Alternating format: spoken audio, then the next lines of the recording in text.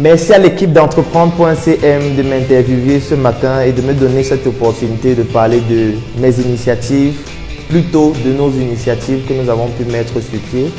Et je vais commencer par me présenter. Je suis Claudel Numbissier, je suis docteur en médecine et j'ai été formé à l'Institut supérieur des sciences de la santé de l'Université des Montagnes. Dans cet institut où j'ai pu apprendre et comprendre quelles sont les valeurs que doivent intégrer un médecin. C'est vrai que je n'ai pas voulu réellement devenir médecin quand j'étais au secondaire parce que j'aimais beaucoup les mathématiques, j'aimais beaucoup la science, je voulais devenir astronaute. Mais les difficultés de la vie et surtout les influences, que ce soit de nos parents, de notre environnement, nous poussent parfois à faire des choses qu'on n'a pas réellement souhaité faire. Mais lorsque j'ai fait mes études de médecine, j'ai commencé à être passionné par cela. S'occuper de l'être humain, de pouvoir apporter ses connaissances pour pouvoir aider ces personnes qui sont en difficulté sur le plan sanitaire. Et lors de mon parcours, je me suis rendu compte qu'il y avait beaucoup de choses que je pouvais apporter. Beaucoup de choses que je pouvais apporter sur le plan de la santé, beaucoup de choses que je pouvais apporter sur le plan de l'éducation. Et c'est ça qui m'a donc poussé à commencer à faire énormément de recherches dans ces deux domaines d'activité précisément et plus tard qui se sont étendus dans d'autres domaines.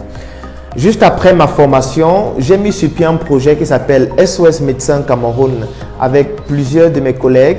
Et le but, c'était donc de pouvoir répondre à des problématiques au niveau sanitaire, à savoir les files d'attente dans les hôpitaux, les erreurs médicales qui sont à l'origine de plus de 8000 décès par an au Cameroun selon une statistique de 2016.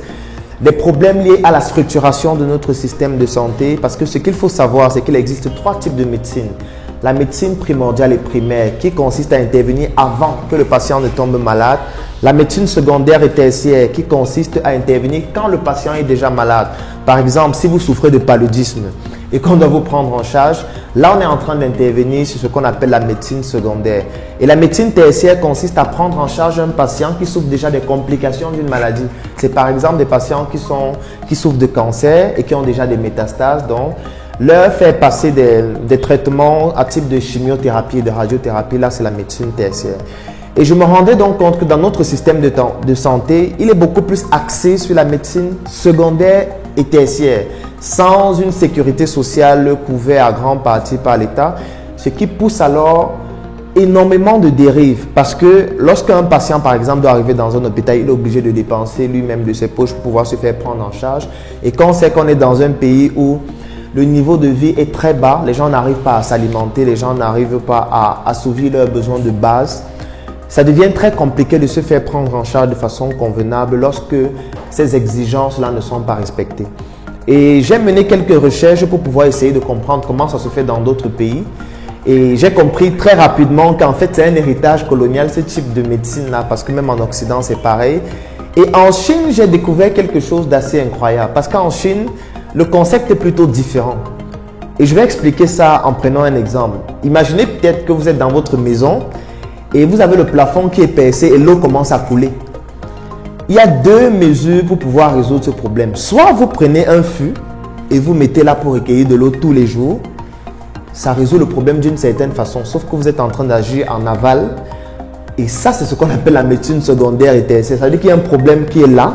La personne est malade et vous vous contentez juste de traiter cette personne de façon quotidienne en les consultant. Ça veut dire que vous allez accueillir des patients qui ont des AVC, qui ont des cancers, qui ont des hypertensions déjà élevées. Et en Chine, ils se disent que le meilleur moyen de pouvoir répondre à ce type de problème, c'est de monter sur le plafond et d'empêcher que l'eau continue de couler. Donc, de faire plutôt la médecine primordiale et primaire qui est plus importante. Ça veut dire qu'on intervient en amont. Ça veut dire que le rôle du médecin en Chine, c'est de consulter les personnes qui sont en bonne santé apparente. Ça veut dire qu'il vous consulte, il vous dit comment vous devez vous alimenter, il vous donne des règles diététiques, il vous dit comment vous devez pratiquer l'exercice physique, il vous dit les vaccins que vous devez prendre pour éviter de tomber malade. C'est là où on le paye. Si par contre vous tombez malade, on estime qu'il a failli à sa mission et là il doit se dépenser pour vous soigner et ça devient beaucoup plus compliqué pour lui. Et quand j'analysais ça, je me suis donc dit qu'il était plus efficace ce type de médecine-là chez nous, parce que non seulement ça revient moins cher aux patients et ça permet de le préserver en santé pendant plus longtemps et faire en sorte qu'il ne dépense pas trop d'argent.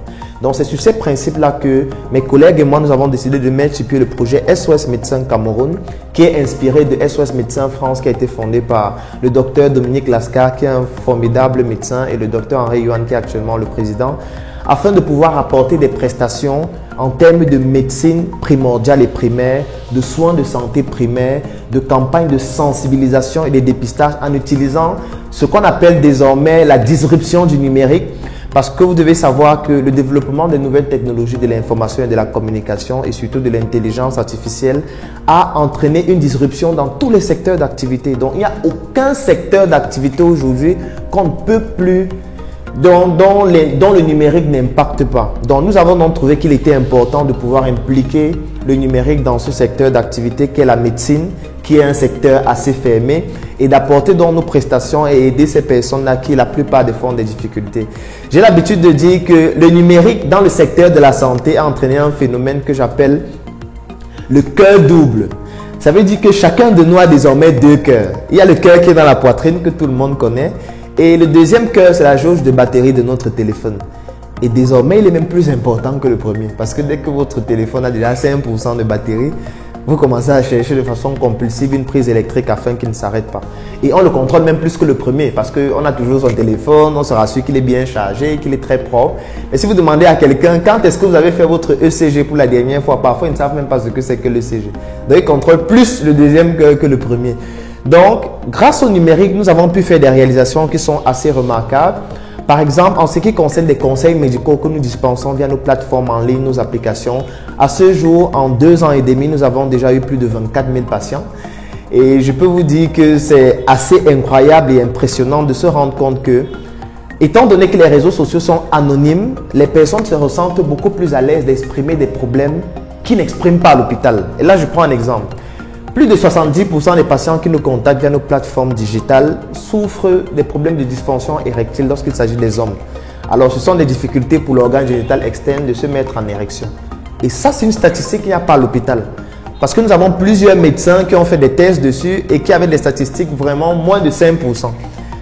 Et là, on s'est rendu compte qu'en fait, les hommes arrivent plus facilement à l'exprimer dans les réseaux sociaux parce que c'est anonyme. Ils se disent qu'il n'y a pas un médecin qui est là, qui va les juger. Du coup, ils disent réellement ce qu'ils ressentent. C'est le cas avec les femmes qui se font violer ou encore des prostituées ou encore même des homosexuels. Ça, il faut le dire. C'est parfois tabou, mais il faut pouvoir en parler.